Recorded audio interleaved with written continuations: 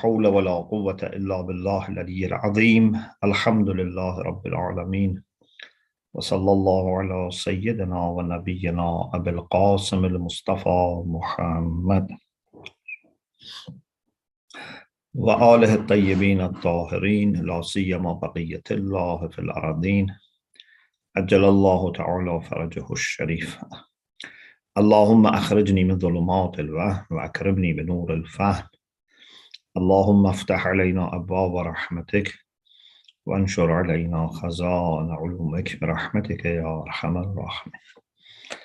Alhamdulillah, we have tawfiq to continue our study of the book Ta'aleem wa Tarbiyat al-Islam, or Training and Education in Islam, by the Hitayatullah Mutahhari rahmatullah alayh. As you remember, we started discussing different theories about what makes an action moral or ethical. We already mentioned some theories, and Ayatollah Mutahhari sometimes, goes again back and forth to compare them, to explain their differences. A theory that we discussed and we want to again expand on is the theory of Kant, German philosopher. As you remember, he had the idea that an action is moral if it is done only out of moral sense of responsibility, as a moral obligation, without considering outcomes for yourself or for others. For example, shopkeeper, you should sell products with fair price, with good services, with politeness, not because you want to attract more, customers, or you want to compete with other shopkeepers. No, without any such considerations. Just because this is right, you should do it. For Kant, the intention is important. For some theories, intention is not important because they just look at the action and the outcomes of the action. But for Kant, intention is very important, like Islamic view, where we focus on intention as a major factor. But in addition to intention, we also are concerned about the action. And also we need to explain how these moral obligations come. What is the foundation? What is the reason for such moral obligations? Otherwise, sometimes people may disagree on what is moral responsibility, especially when there are conflicts. In any case, we already mentioned this much about theory of Kant. And he says a question can be discussed about theory of Kant is that, is it possible at all that we do something without considering any benefit for ourselves or not? Some people say it's impossible. Why? Because they say that everything that we do, we only do it when we find it to be good for us, when it somehow helps us with moving towards perfection of one aspect in us, at least. Some people, maybe they think their perfection is in having more money, more fame. Some people may think their perfection is, in having healthy body. Some people may think perfection is having, peaceful mind. Different things, but unless you find something is good for you, you don't do it. Even those people who do bad things, for example, if they take a food which is not healthy, for example, but they do it because it gives them some pleasure.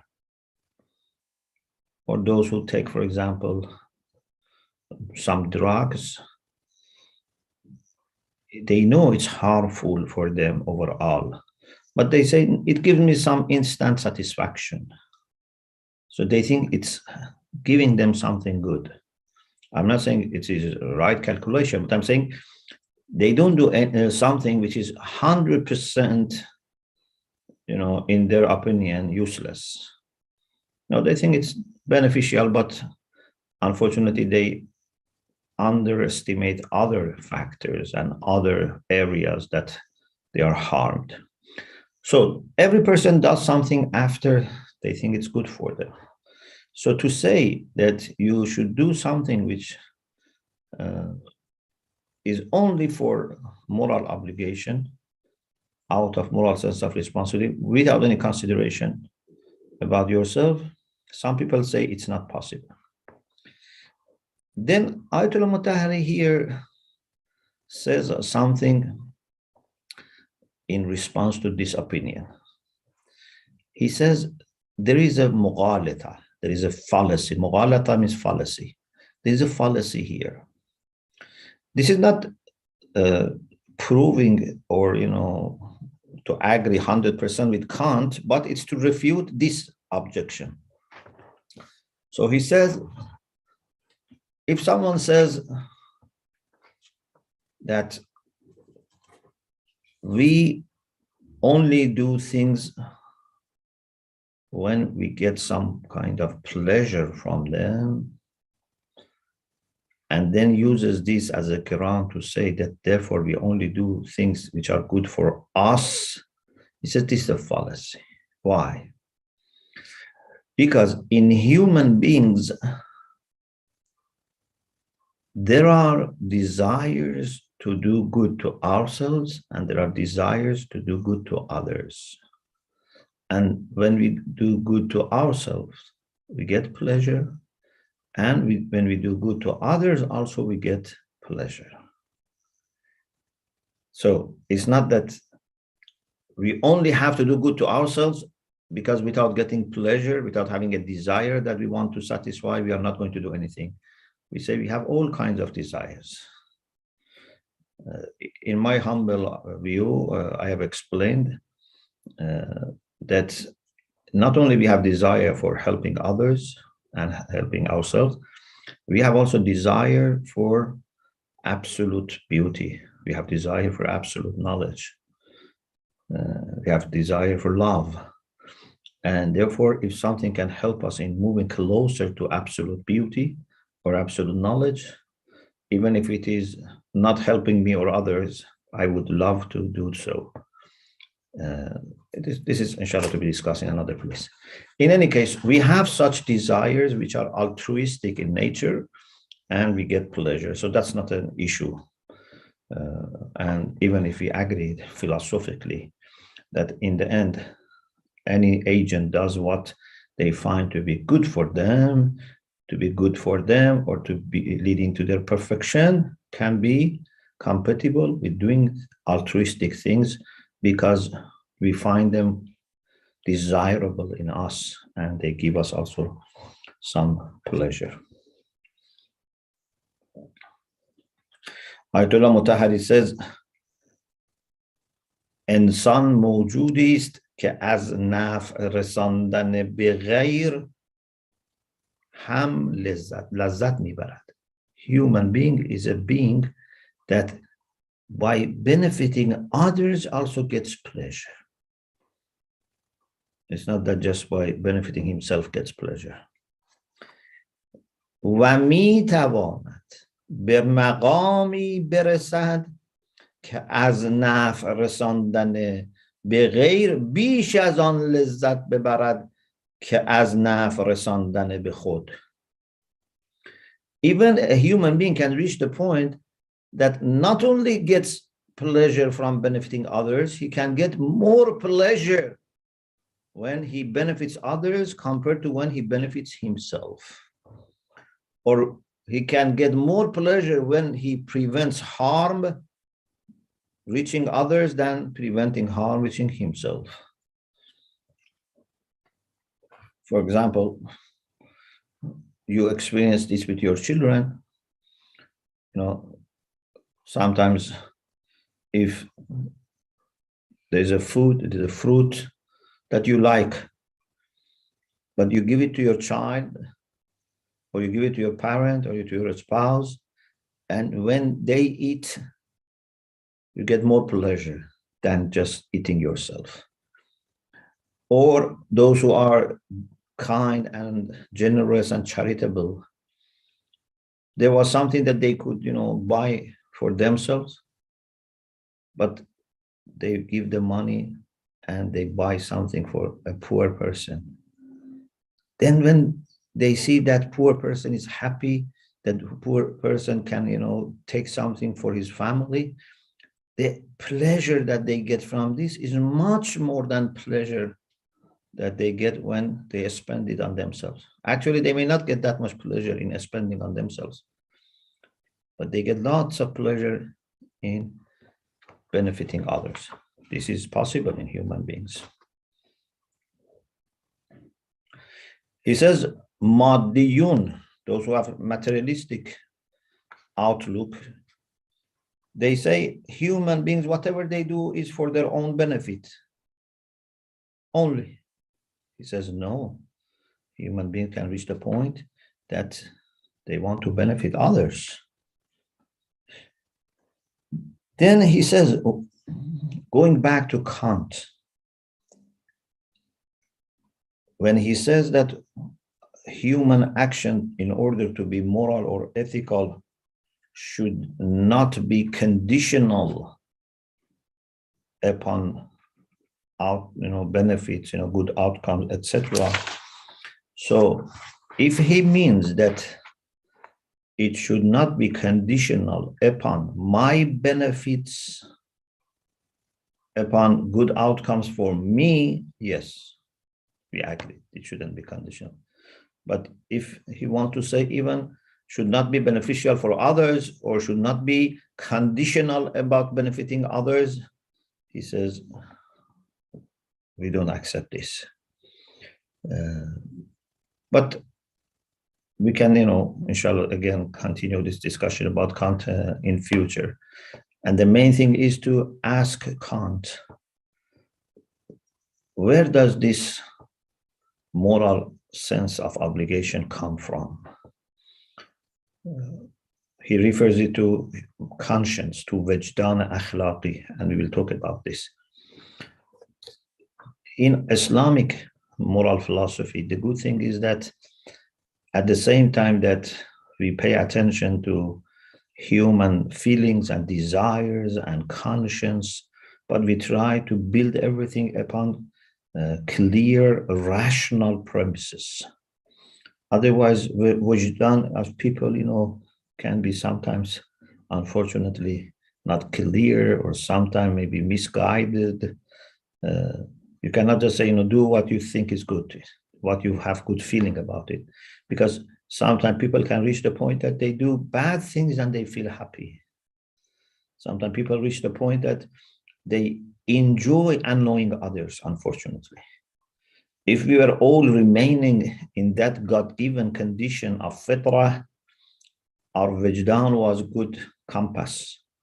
But the problem is that because we go away from fitrah sometimes, our wajdan cannot be always clear, and sometimes wajdan can function in a distorted way. We will talk about it more, inshallah. So this lesson finishes. It was a remaining part of previous lesson. Then we go to the next lesson or lecture by Ayatollah Mutahari. And at the beginning, he has a quick review. He says our discussion was about what is the basis, what is the criterion for a moral action, in contrast to natural action. Natural actions or fi'l tabi'i is what we do in sharing with animals. Eating, drinking, etc. These are not moral actions by themselves. Yes, we can do them for the sake of some moral reasons, then they become also moral. But just eating, drinking, etc., these are breathing, these are tabi'i. What is human? That's our focus, means exclusive to human beings. We want to know what makes them ethical. So, two questions are here. What is mi'yar, the criterion? Second, what's the sanction? Why I should do this? Yeah, this is also a very important question. How do you define a moral action? What is the criterion to make something moral? Number two, what motivates us to do what is moral? Why I should do it? Why I cannot ignore it? So every theory has to answer these two questions.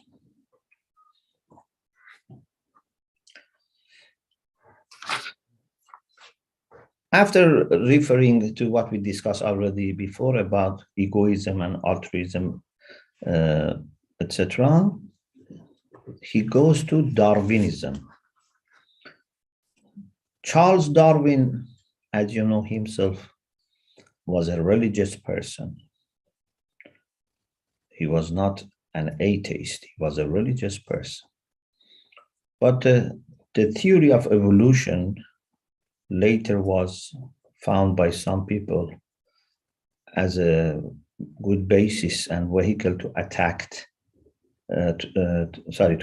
religion, to attack faith, because they thought creationism is the basis of religious understanding of the world, in contrast to theory of evolution.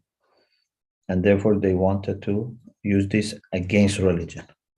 But Darwin himself was a religious person, and for him morality was also important. But there is a problem in the system that he proposed. Maybe he couldn't foresee consequences and how this can be misused. In any case, for him, what is very important is that every living being is trying to struggle for survival. And this struggle for survival is based on natural selection and has no altruistic consideration. For him, the main thing is tanazu', not ta'awun. Tanazu' means conflict. There is conflict because resources are not enough. And some living beings want to, for example, destroy others, either as food, to use them as food, or to create more space for themselves, or get this water, etc., get the light, whatever. There is tanazu' baqa. There is conflict for survival. Ta'awun, collaboration and cooperation, seems that only can be a way for winning the conflict. Ayatollah Mutahari says, in this theory, there seems to be no place for ta'awun unless you collaborate against others. It's not that helping others by itself is good. You are concerned about your survival, and then when you see there is a great challenge, you say, okay, let me unite with those who have similar challenge like mine so that together we defeat them. In this way, ta'awun is also egoistic. unlike the way we look at ta'awun. We think helping others as such is good. I don't help others against enemies only, or I don't help others in order to benefit from them. I help others because even if it's not beneficial for me, I love to help others. I love to reduce or eliminate pain and suffering of others. Even I don't want animals or plants to, suffer. We have different view about collaboration, but based on parameters that theory of evolution make available, collaboration, cooperation seem to be only possible for the sake of winning in conflicts and surviving. Therefore, he says, although many people tried to find a way to maintain ethics within theory of evolution, but he said it's not working. There is no such option available. Then he goes to, again, the discussion about moral conscience, وجدان أخلاقي, which is the theory of like people like Kant that say, we have taklif, we have moral obligation, and we should do things out of moral obligation. So he says, if we ask them, where does this obligation lie? Where does it stand? They say in Vejdan. He says for them, Vejdan is like a God somehow. Of course, Kant himself believed in God and believed in Vejdan, but some people may not believe in God. They say Vejdan.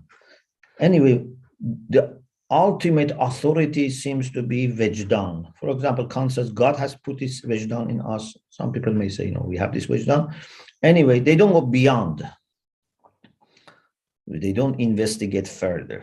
When they reach Vejdan, moral conscience, that's it. And they say, God has created us with this moral conscience, and this is different from emotions or feelings or desires for helping others. Do things just because in your conscience you know that you must do it, regardless of egoistic or altruistic considerations. Ayatollah Mutahari says about Kant, او درباره اطاعت از وجدان همان حرف را میزند که اهل ایمان در مسئله اخلاص نسبت به باری تعالی میزنند. He says Kant about following Vejdan says the same thing that mu'minin believers talk about. Of course, he was also a believer, but believers in a normal way.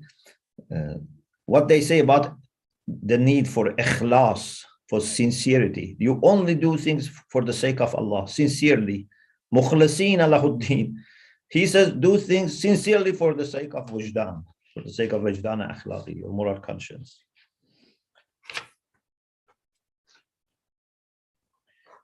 Ayatollah Mutahari says, we are happy with Vajdan. We don't deny Vajdan akhlaqi. We don't deny moral conscience. Actually, Quran teaches us that Allah has put in us ability to discern between what is right, what is wrong.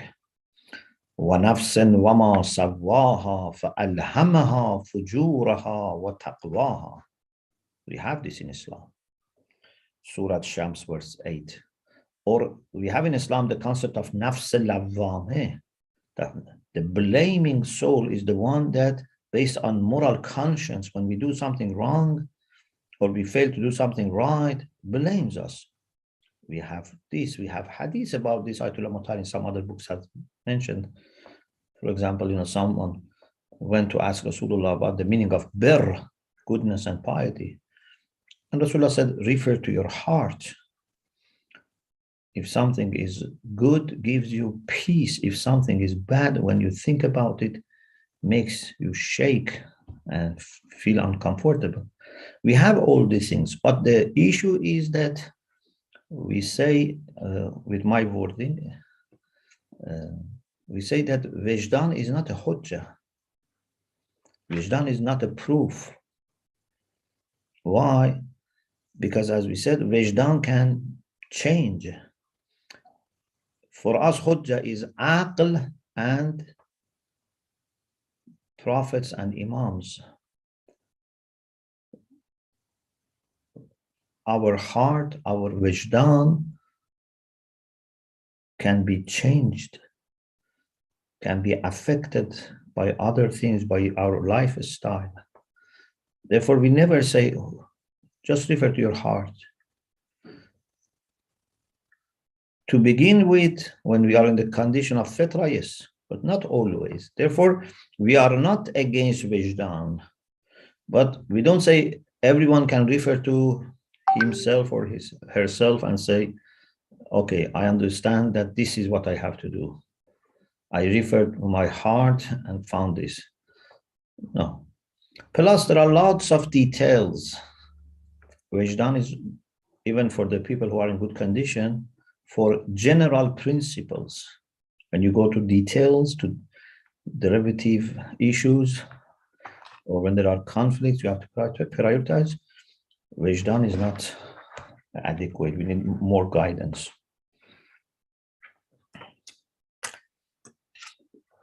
He has a beautiful point here also, and I'd like everyone to listen very carefully. Very nice point. And we all have experienced this and keep experiencing this. He says, imagine you want to, for example, look after your health and diet, or for other reasons, maybe you want to save money and help others, etc. You have the choice of buying, for example, something very delicious, some chocolate and cakes, etc., or delicious food, and you can also not to buy it. Buying it gives you some pleasure. You are going to enjoy it. It gives you some satisfaction. Not buying it is good for your health, or is good for saving money and spending on other causes. You feel inside you there are two voices, both inside you. One says buy and enjoy. Another says don't buy and enjoy something else. Or for example, you want to continue sleeping, or to wake up for tahajjud, for ibadah, for salatul layl. Two voices inside you. One says enjoy your sleeping, it's nice, you're warm, bed, remain there, and it's especially when it's cold, winter. The other one says, wake up, make wudu, enjoy ibadah, salatul layl, etc. Two voices are inside you. When you listen to the voice which says, enjoy eating this food, or enjoy your sleep, you feel some pleasure, but inside you feel bad. Why I couldn't stand for my higher choices? When you sleep, later you regret why I didn't get up. So this shows that there are two aspects inside us. Other external voices are there, but They cannot do anything unless there's a translation, there's an interpreter inside us, or there is a magnifier inside us for them. Everything should go back inside at the end. And then it's me choosing between these things inside. When I listen to the one which says, go for higher choices, I feel happier. Not only at that time maybe it's difficult, but in the long term, I am next day, next week, next year, always happy that I didn't sleep at that time. Or I didn't eat that food which was not healthy, or which was not, letting me to save some money for poor, etc. When I go for the lower choice, at that time I feel happy. But later I regret. Next day, next week, next month, next year, always I regret. Why I was not strong enough to go for the other choice. This shows that although there are two kinds of me, but my real me is my higher me, not my lower me. In other words, the human soul is like a building which has different floors. The lower floor is for animal desires and needs.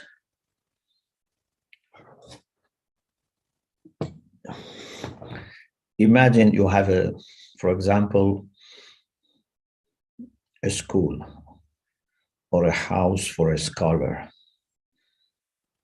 In the basement, you have toilet, bathroom, and also, place for cooking, etc. It's a very important basic needs. Can we have a house without toilet? Can we have a house without bathroom? We need to take shower. Can we have a house without kitchen? No. You need all these things, utility room, all these things. It's a basement. But these are not what make a scholar or people who want to have a school satisfied. The main thing is the higher floor, where there's a library, where there's a study room, there are desks for writing, for research, for mobile discussion, lecturing. That's the main thing. Human nafs is also the same. There are lower desires, and there is lower me, and there is higher me and higher desires. So, when you talk about Vijdan, you have to clarify what you mean by Vijdan, by moral conscience, and what type of people's Vijdan we are talking about, etc. So we are not against Vijdan, but just we have to clarify all these things. And as I said, it's not Hujjah. Then he refers to the theory of many materialists like Bertrand Russell, who argue that ethics is only a way of calculating our interests, and it's based on contracts. For example, I know that if I steal, for example, there are two village men, each of them has some animals, some cows. So this neighbor says, if I steal the cows of my neighbor, he will do the same with me. So I should not steal his cow. The other person thinks the same way. Or if I, for example, make noise in the night, they will make noise, I cannot sleep, so I should not make it.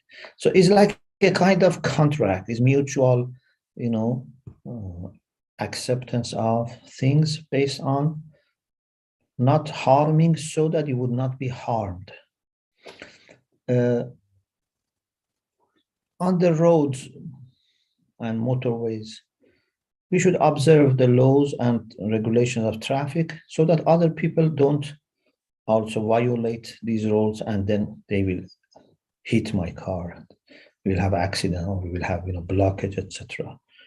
I should not tell lies to people because I don't want them to tell me lies. So it's based on contract. Ayatollah Mutahhari says that the problem with this theory is that there is no sacredness in akhlaq. Plus, this can only work to some extent. It's not enough for all aspects of akhlaq. This is only for social, ethics. For personal ethics, this doesn't work. Even for social ethics, this doesn't work when both parties have no equal power, because contract needs negotiation. What is going to make a person or a party who is more powerful, what is going to stop them dictating their terms to the other party? He says, if there are two superpowers, he uses the term of, it says, Nixon and Brezhnev in the time of Soviet Union. Brezhnev was the president of Soviet Union. Nixon was president of the US. He says these two are two superpowers leaders, and when they negotiate, they can negotiate well with each other because each of them is able to resist the terms which are fixed by other. They have enough of means to resist. But if, for example, a superpower is negotiating with a poor country, which doesn't have money, doesn't have media, doesn't have an army like them, what is going to make the one who has upper hand moral? Why he should bother about what the lower one thinks about this? If you are basing morality only on contracts and negotiation, then it's not going to work when there is no equal power for both parties. We must find a sanction for morality. We must find a kind of sacred foundation for morality, something that everyone should blame himself or herself if they fail to observe.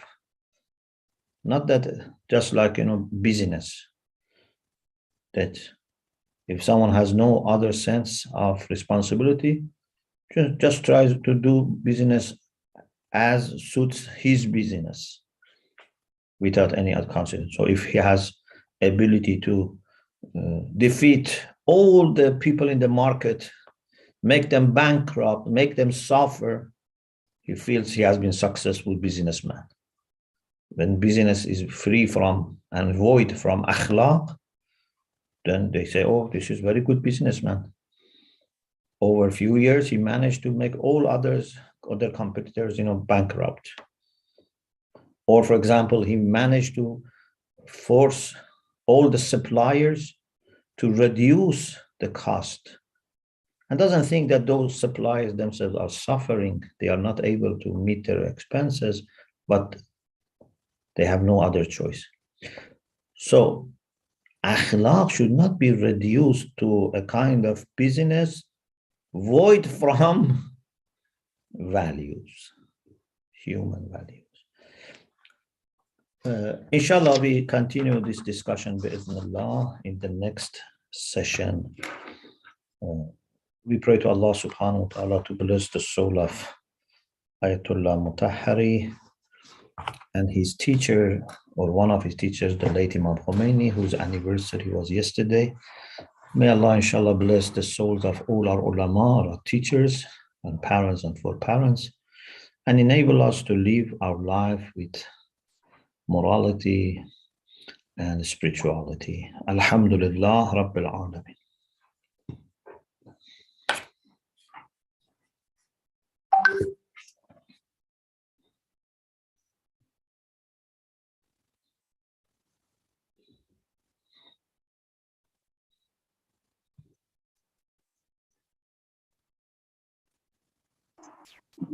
If there are any questions from the audience, please raise your hands.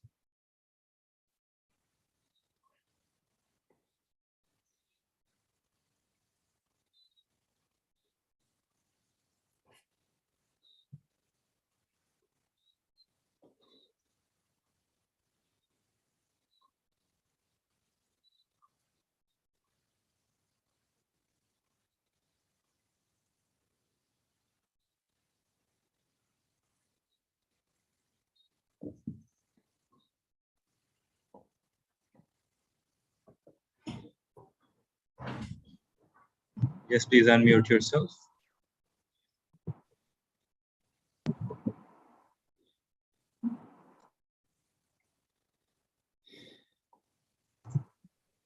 Ruzvi, please unmute.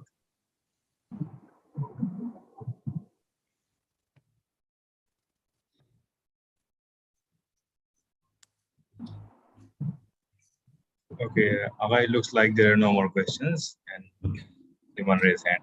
They are not unmuted. التماس ده. Assalamu alaikum. عليكم السلام.